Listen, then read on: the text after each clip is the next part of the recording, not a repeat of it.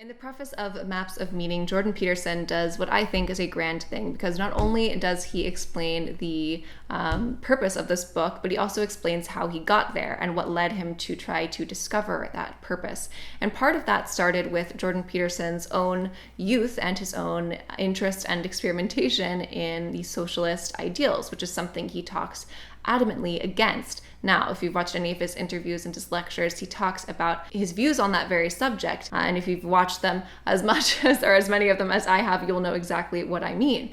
I thought this was such a great way to start the book because it is such a testament to the way Jordan Peterson speaks and thinks and presents, which is very authentic, and you can tell he's just a real person, and that's something that I really admire about him. He's speaking from his own experience and his own observations about the world. So I would like to share a little bit about that with you because it really stuck out to me, and I think it is more than just an example of his own life. It's something that I think we're seeing a lot more now in the young people of today, and it's interesting how this is mirrored time and time again. It might sound familiar to you with our current socio-political climate. Of course, keep in mind that I am making this incredibly brief for something that is written very beautifully and extravagantly, so I hope you'll forgive me on that, but I am of course just trying to do what I can to explain and summarize this book for you in these videos. Jordan Peterson was raised Christian. His father was more agnostic and kind of like a holiday churchgoer. His mother was definitely more committed though, and he did confirmation classes, which if you're not Christian is something that you do. It varies on the age by church, but it's sort of a coming of age thing where you are taught lessons and challenged, and you usually have a mentor and you become a member of the church after that. It was during these confirmation classes where he already had a lot of questions and he felt like the answers he was getting were not what he was looking for. They just weren't satisfactory to him, and he was having a really hard time reconciling the scientific view of the world, which he was being taught, and the more religious view of the world, which he was also being taught. And when he asked his minister how he reconciled the creationist theory with the evolutionary theory, and his minister did not have really any answer and seemed more disposed to believe the evolutionary theory, that was sort of the last straw for Peterson, and he left the faith. So what's really fascinating about his leaving the faith that he grew up in was that faith, of course, guides a certain amount of moral and social structures, and the West is based on Judeo-Christian values. So when he left that value in those churches, he sort of went on a little bit of a rebellion. And it wasn't even a dramatic rebellion, as you might expect. No one was even that upset that he left the church. It really wasn't that big of a deal in his family, and not even to himself, except what he recognized later and how much it impacted him over time. But sometimes a lot of things in life, you can't figure it out until you're on the other end of it. And I think this was one of those situations. At about the time he left the church, he was having all of these very deep, almost painful questions about the state of the world and almost like the root of evil and how bad things could happen. How could the Nazis behave the way they behaved in World War II? How could just bad things in general? I mean, we could go forever on a list of that, couldn't we? But he wanted to know how that happened, how that evil existed, and how it continued to persist. And it just so happened that the socialist ideology seemed to have every answer that he wanted, every answer that he assumed and that he was looking for. It was almost rational to a fault, and he decided to cling to that. He says economic injustice was at the root of all evil as far as I was concerned, and he wanted to rectify that injustice, and the way he thought to do that was, of course, by the socialist idea of revolution. So instead of the sort of religious utopias, he went to a political utopia, one of personal power and political shift, and that is how he found his purpose. And I think this is a common thread that we can see in many of the youth today, and that's why it fascinated me so much. And I just love that he shared this because it's very raw and real, and I think many people go through this sort of transition. There's a quote, and if someone could figure out who it is by, I would be so grateful. Gosh, I wish I could remember the quote exactly or even who said it. I'll see if I can find it and put it in later. But it's something about if you are not a socialist by when you're a young adult, you have no heart, and if you're not a conservative by the time you're 30, then you have no intellect, or something like that. I honestly don't remember, but it's an interesting, thought-provoking quote. He became really involved in the Socialist Party. He was definitely on the front lines trying to make these changes happen. He attended a college where he was on a board of, like a college board of governors, and this was when he really started to question, once again, this new faith, if you will, this faith in socialism, because the people on the board around him were conservative, people who were really successful, and he could see how hard they had worked to get that success. And it was really conflicting for him in his mind, and I imagine emotionally, because they were so in contrast to what he believed in. And ironically, at the same time, he was trying to portray and mirror the examples that socialist leaders portrayed, and that idea of almost perfection, I guess, in his mind at the time.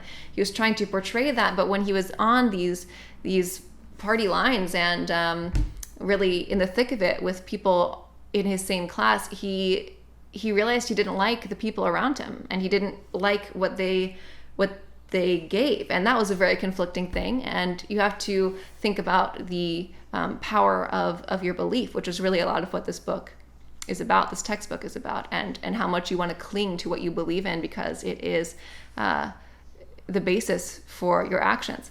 And that's really a major theme in this book, which we'll get into in a much later video, I'm sure. But he found the socialists around him despicable. He said they had no career, frequently, and no family, no completed education, nothing but ideology. They were peevish, irritable, and little, in every sense of the word.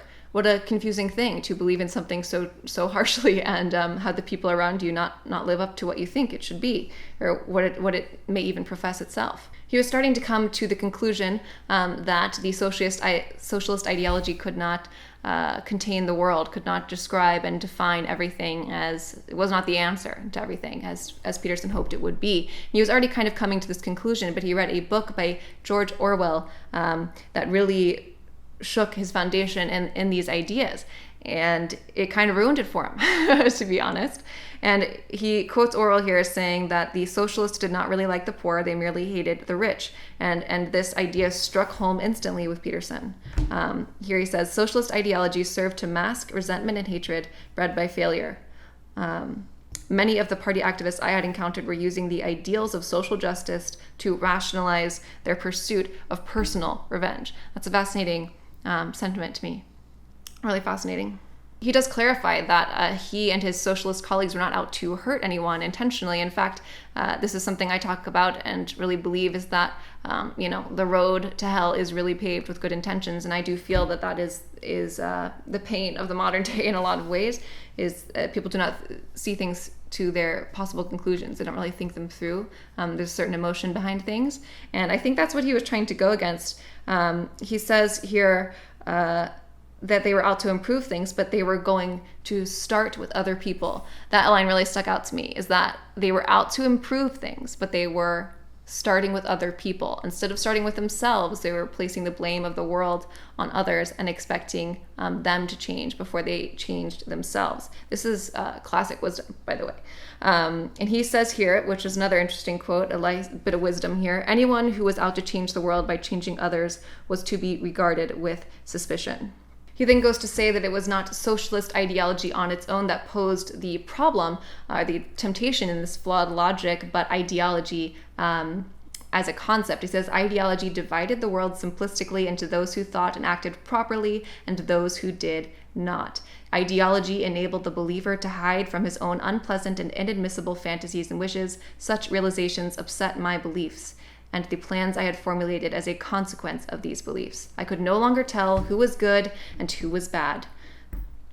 So that's some pretty powerful stuff. He talks fairly extensively about how uncomfortable these realizations were for him, and it is very uncomfortable to go through transformation. Another one of his tenets that he talks about very, very well in a lot of his different content. So he says, and this is the line I really like, bereft of solutions, I had at least been granted the gift of a problem. I love that line. Bereft of solutions, I had been granted the gift of a problem. And that's something that I think a lot of people find appealing about what Jordan Peterson has to say. If you're following along with these videos, that might be something to write down. Here, Jordan Peterson is, as a young man, really conflicted and confused, and having lost one faith, jumping to another of sorts, losing faith in that, and then saying, okay, but I still have the same questions, and what is the answer, and has anyone come about them rationally? And that is what we're going to get into in future videos. Why does evil exist? Why does it persist? What are the architectures of belief, and why do we so steadfastly cling to them, and how do they help to organize our society? Now that he has the gift of this problem, he is going to go about and try to find some sort of solution. Hi, thanks for watching part of my ongoing series as I continue to read Jordan Peterson's textbook, Maps of Meaning. If you want more content like this, be sure to check out the full playlist linked below. If you enjoyed the video, I hope you'll leave a like and a comment below. And if you're new here and you haven't subscribed yet, then go ahead, press that subscribe button, and I will see you on the next one. Thanks for watching. Bye, guys.